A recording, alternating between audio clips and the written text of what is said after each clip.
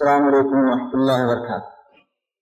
محترم امیر جماعت اسلامی ہند، دیگر قائدین ملت، ذمہ داران جماعت، رفقاء کرام، محترم ماؤں بہنوں، السلام علیکم ورحمۃ اللہ وبرکاتہ۔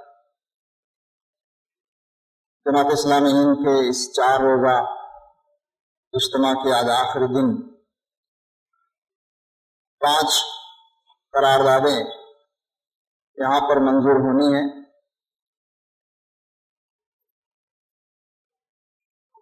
انشاءاللہ ہر قرارداد کے بعد آپ سے امید ہے کہ ہر قرارداد کے بعد اللہ اکبر کہہ کر آپ اس قرارداد کی تائید کا اظہار فرمائیں۔ بسم اللہ الرحمن الرحیم۔ پہلی قرارداد غربت اور مہنگائی، پاورٹی اور انفلیشن پر ہے۔ جماعت اسلامی ہند کا یہ اجلاس بڑھتی ہوئی مہنگائی، بے روزگاری اور معاشی پالیسیوں کے مجموعی رخ کو سخت تشویش کی نگاہ سے دیکھتا ہے۔ ہمارا ملک سرمایہ دارانہ پالیسیوں کی اتباع میں تیزی سے بدترین معاشی تفریق کی طرف بڑھتا جا رہا ہے۔ حکومت کی معاشی پالیسیوں کے نتیجے میں ملک کی مجموعی دولت ضرور بڑھ رہی ہے، لیکن اس ترقی کا سارا بوجھ ان غریب عوام کو برداشت کرنا پڑ رہا ہے جن کو اس ترقی سے کوئی فائدہ نہیں پہنچتا۔ افراط زر کی شرح 1 سال سے زیادہ عرصے سے 10% سے زیادہ چلی آ رہی ہے۔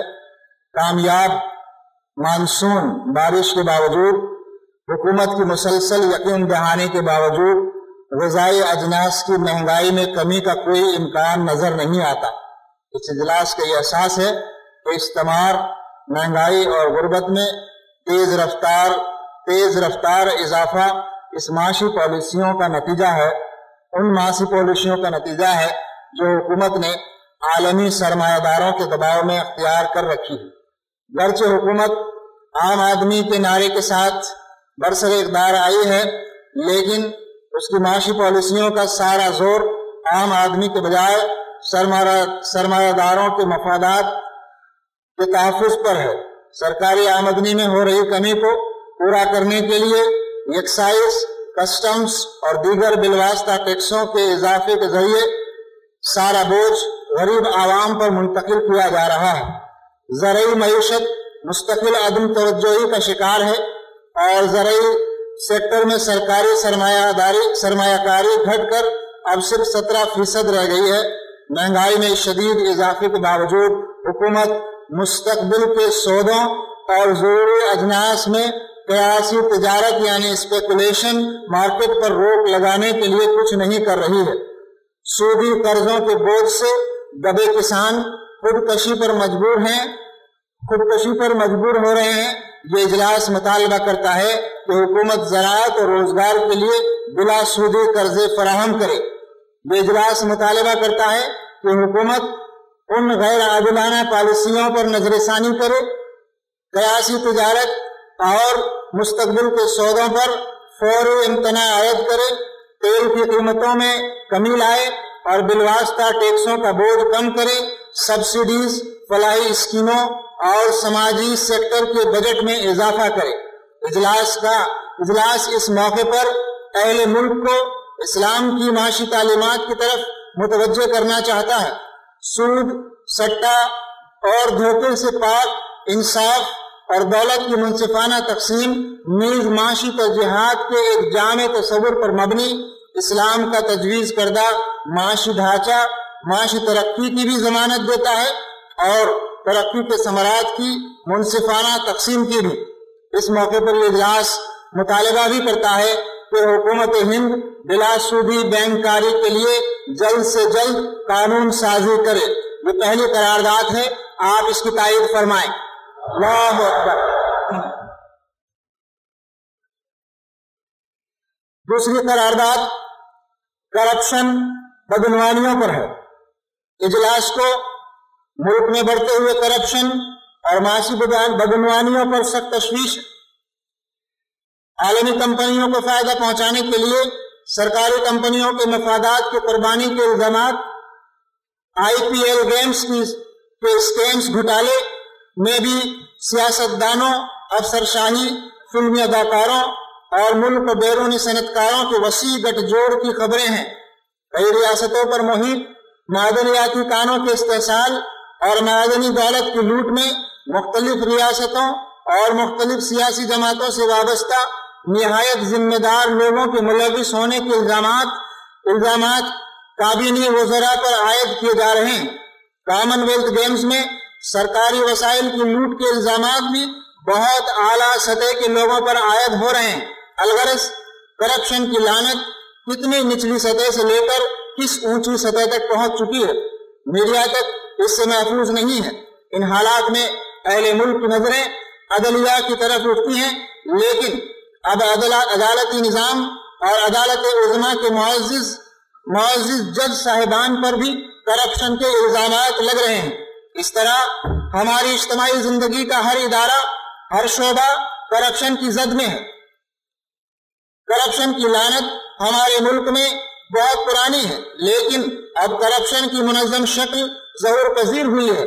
ताकत के मुख्तलिफ मराकिज़, मुख्तलिफ सियासी जमातों से वाबस्ता अफराद के दरमियान तालमेल पर मबनी है, जो हद दर्जा खतरनाक साबित हो सकती है और हमें अखलाकी, समाजी, माशी अनारकी की तरफ धकेल सकती है।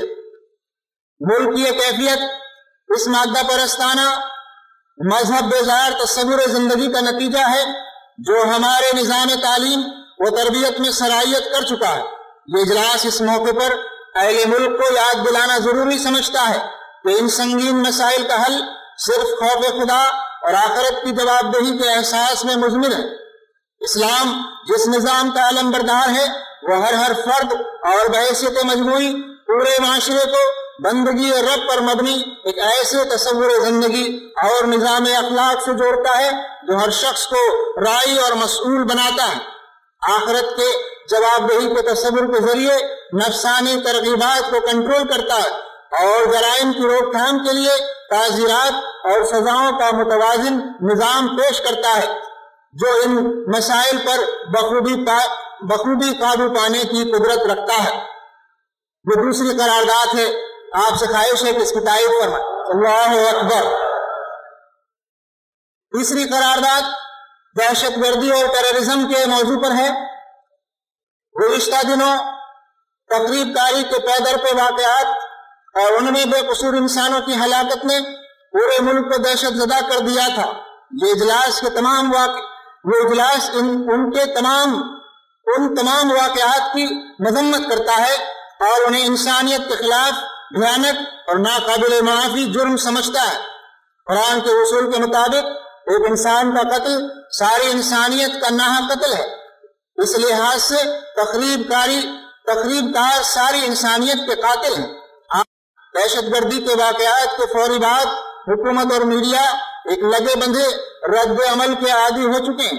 इस्लामी नामों की हामिल गुमनाम तंजीमों पर इल्जाम थोपने और बेकसूर मुसलमान नौजवानों को गिरफ्तार करके अपनी कारकर्दगी साबित करना पुलिस अफसरान की आदत बन चुकी है। अब तफसीली तहकीकात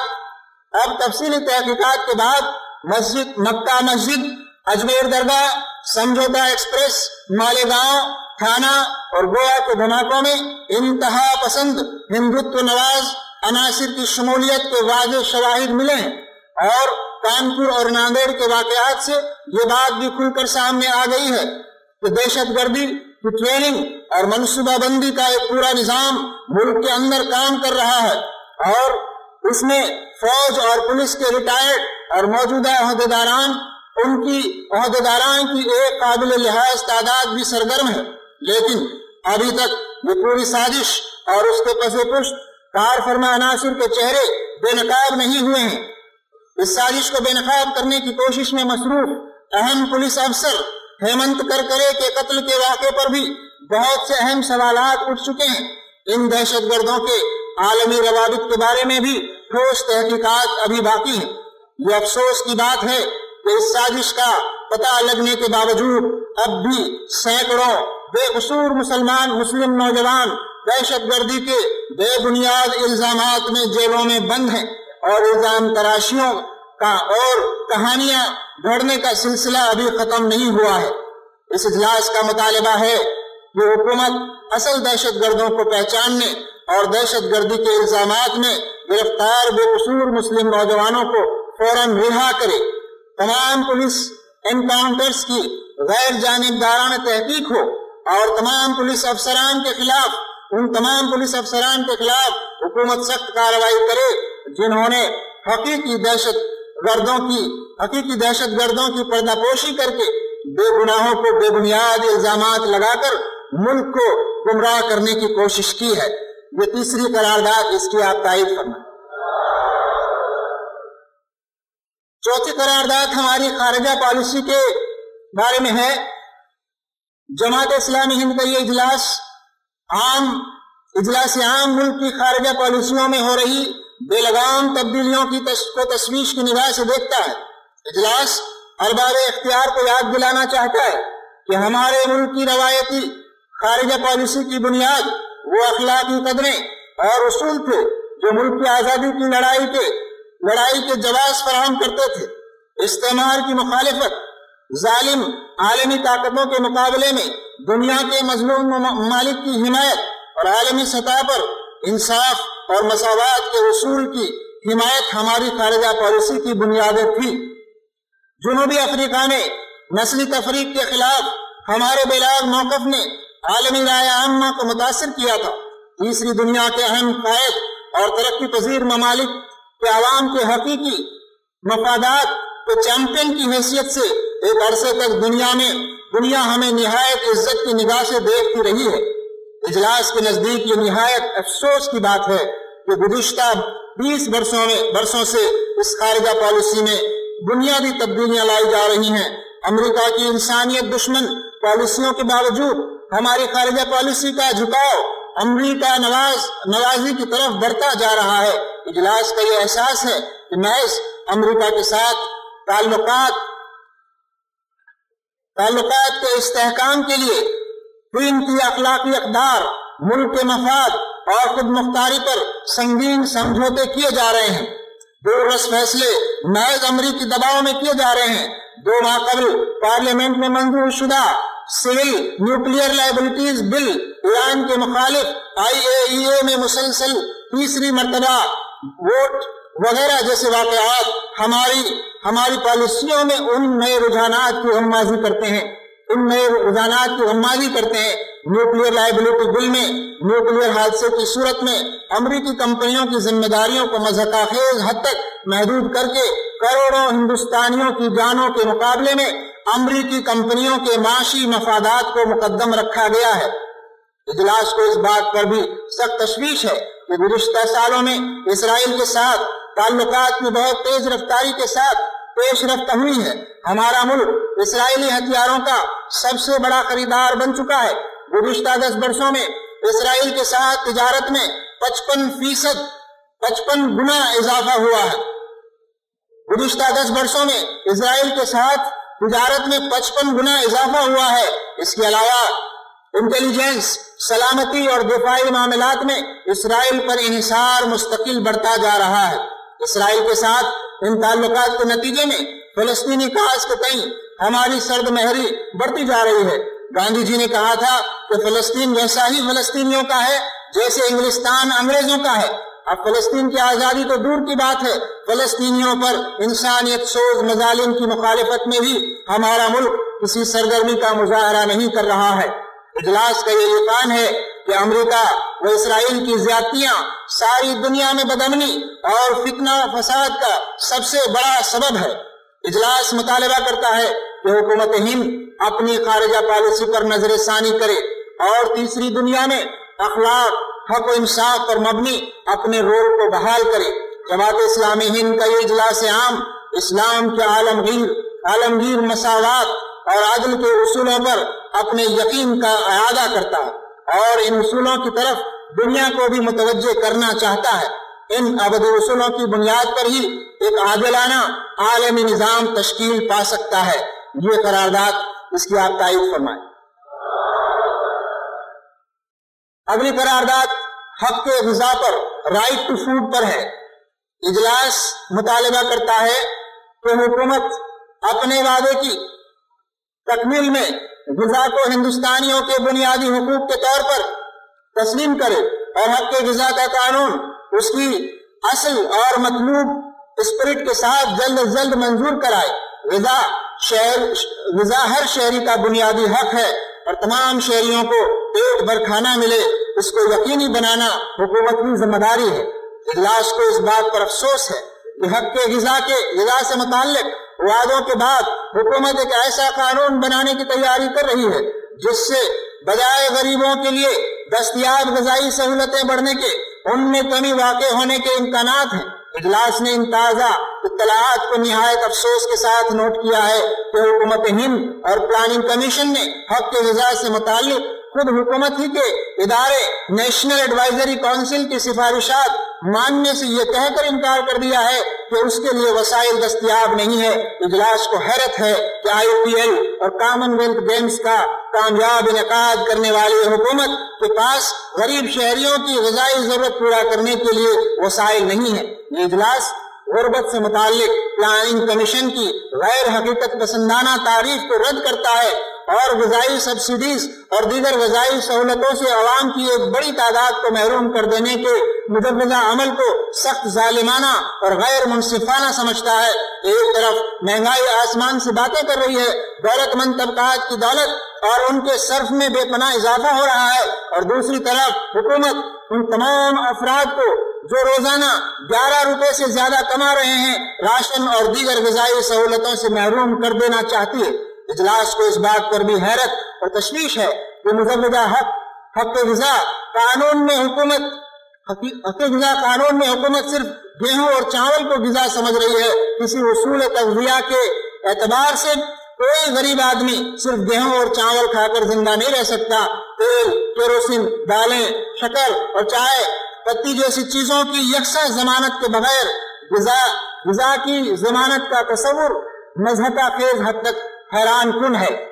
اجلاس مطالبہ کرتا ہے کہ مجوزہ قانون میں تبدیلی لائی جائے اور پبلک ڈسٹریبیوشن کو نام نہاد غریبی کی سطح سے نیچے کے افراد تک محدود کرنے کے بجائے اسے سب کے لیے عام کیا جائے۔ یہ واقعہ ہے کہ عملاً اس نظام سے غریب اور مستحق افراد ہی فائدہ اٹھاتے ہیں۔ اجلاس کا یہ مطالبہ بھی ہے کہ ایک عام ہندوستانی غذا کے لیے جن بنیادی اشیاء کی ضرورت پیش آتی ہے ان سب کی ضمانت اس قانون میں ملنی چاہیے، اور اوسط خاندان کو ہر ماہ 35 کلو اناج ماہانہ لازماً ملنا چاہیے۔ اس قرارداد کی تائید فرمائے۔ آخری قرارداد بابری مسجد کے مسئلے پر ہے۔ یہ اجلاس بابری مسجد کے قضیے پر الہ آباد ہائی کورٹ کی لکھنؤ بینچ کے فیصلے کو افسوسناک قرار دیتا ہے۔ عدالت نے ملک کے قانون اور ٹھوس حقائق کو نظر انداز کر کے آستھا کو فیصلے کی بنیاد بنایا ہے۔ یہ طرز عمل معقولیت اور قانون کی حکمرانی کی تمام روایات کے منافی ہے۔